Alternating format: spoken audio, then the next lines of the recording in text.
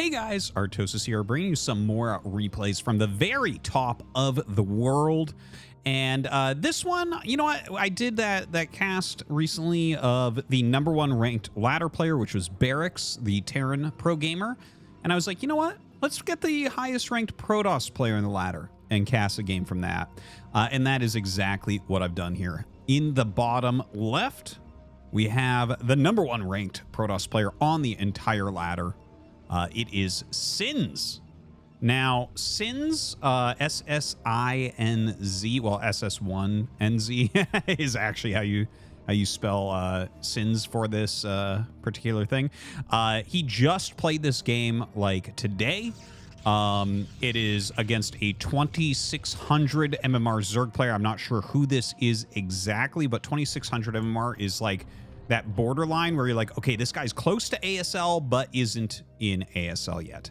Right. So it's like maybe, you know, top 150 player in the world, something like that. Maybe even slightly higher than that. Anyways, 2600, incredibly high. But right now, ss1nz is ranked 4th on the ladder overall, and his MMR is 2,736. Just a couple ideas for you guys here, you know, because MMR numbers can be a little bit tricky.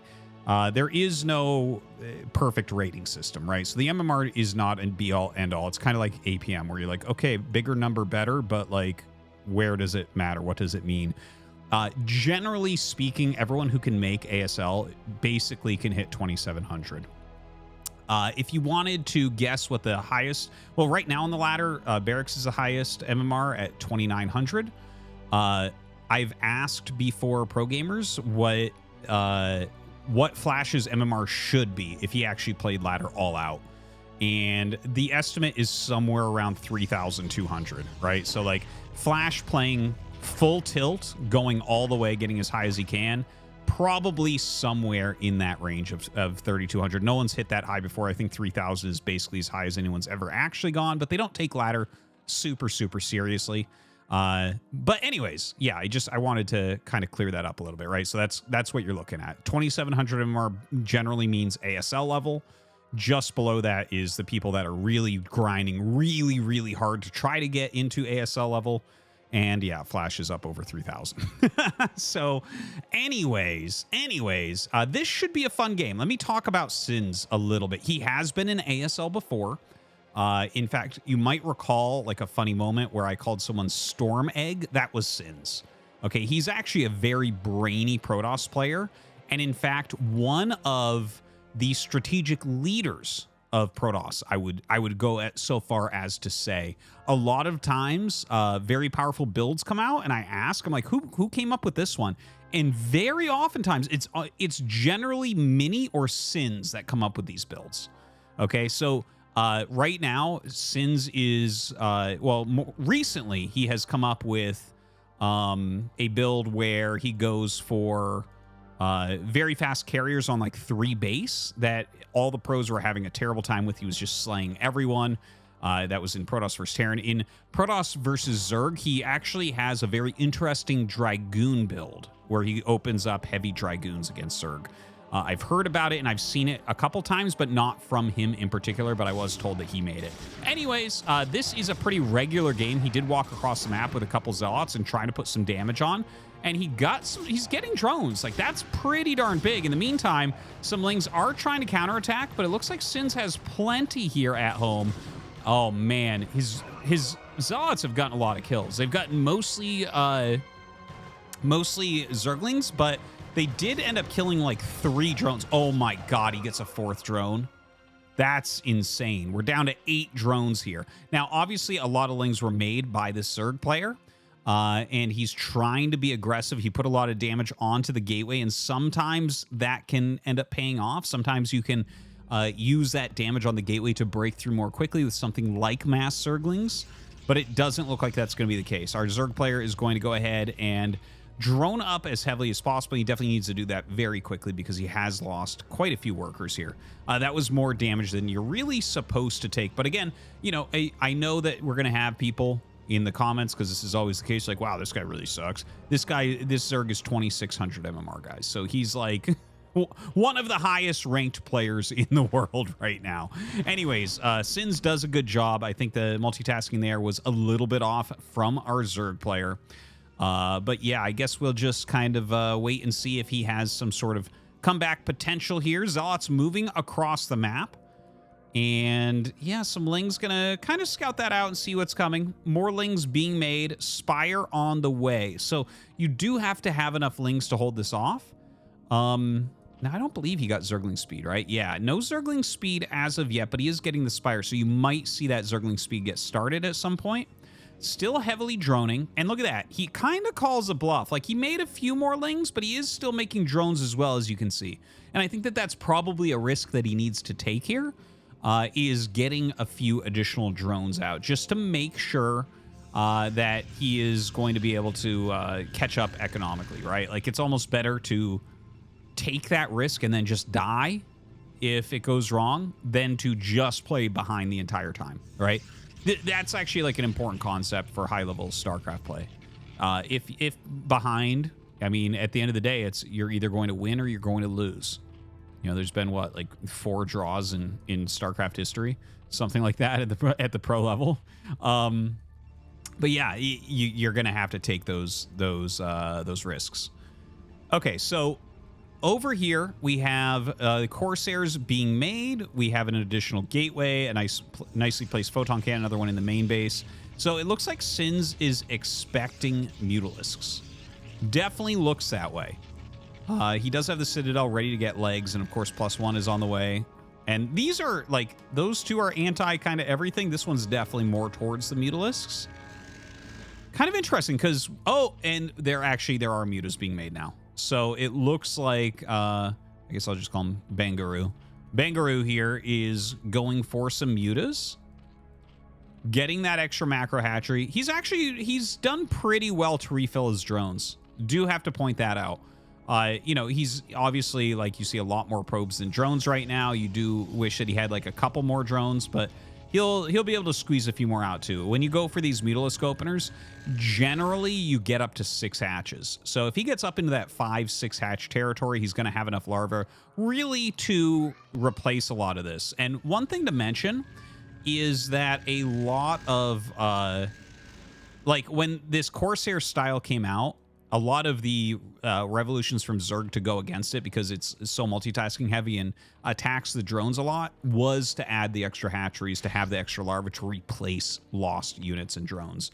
That sounds weird. Maybe I'll do a history lesson sometime on something like that. But yeah, just mentioning, like, Zergs can come back from these low drone situations if they do it just right. So hoping to see him actually put out a good fight here, because right now ss1nz is looking really strong. He's gone heavy anti-mute, as you can see. Lots of cannons. Look at this.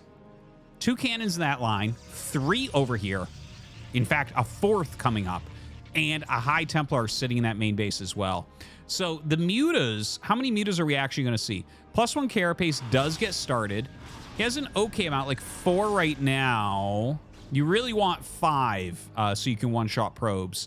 Takes some cannon shots onto this Mutalisk, so that's a little bit painful as well.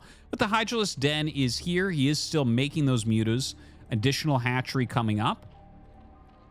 And I think from here, honestly, like, what I have to say about ss1nz, and oh my god, I actually have a lot to say right now, but he's already getting Dragoon range, and in fact, stopping on his Corsair count. Normally, when you see your opponent making mutas and continually making mutas, most Protoss will continue to make the Corsairs.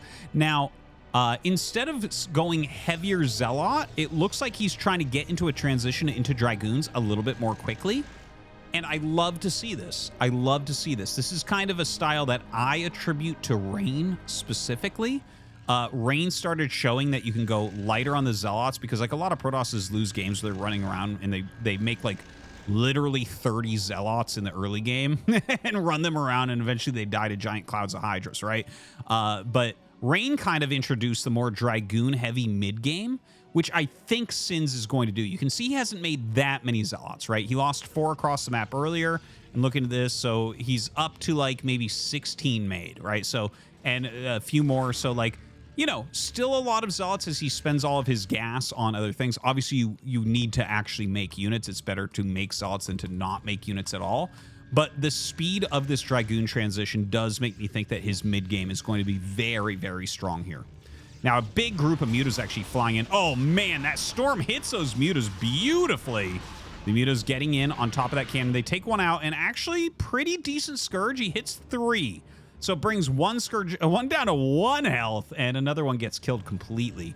But yeah, really the storm was what blocked those Mutalisks. You can see why he made so many cannons now, because the actual Corsair count is not high. He was kind of relying on hitting a storm there to help deflect, because the mutas would have beaten the 4 Corsairs. Let's say that there's no storm. Honestly, the mutas and Scourge could have fought reasonably well against this, and then if there's less cannons, absolutely could have won. But anyways, right now, ss1nz sending some units over towards this 3rd base location. More Scourge going out onto the map. We still do not see real Hydralisk production here. Okay, the Lurker upgrade is on the way. So it looks like this is actually going to be our Zerg player skipping over Hydras.